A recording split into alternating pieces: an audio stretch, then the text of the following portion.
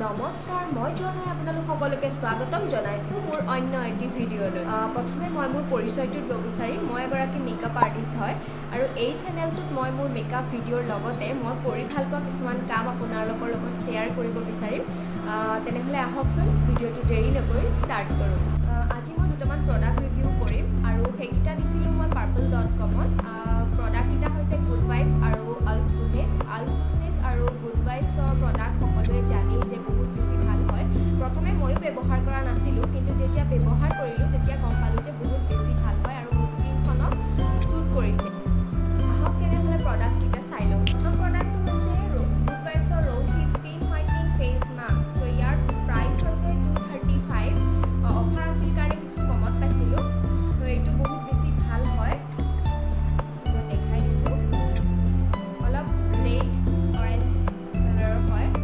তো বহুত ধুনীয়া এটা মাস্ক হয়,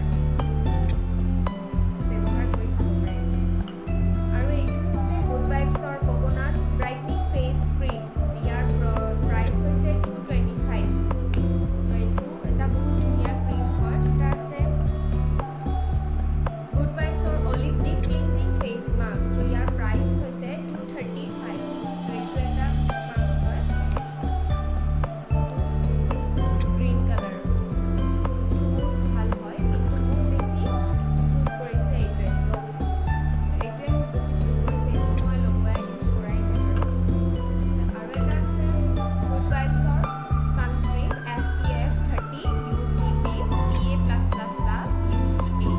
তো এইটো এটা ছানস্ক্ৰীণ হয়, বহুত ধুনীয়া হয়। গুড ভাইবছৰ orange blossom skin brightening face wash আৰু এইটোৰ প্ৰাইচ হৈছে 175।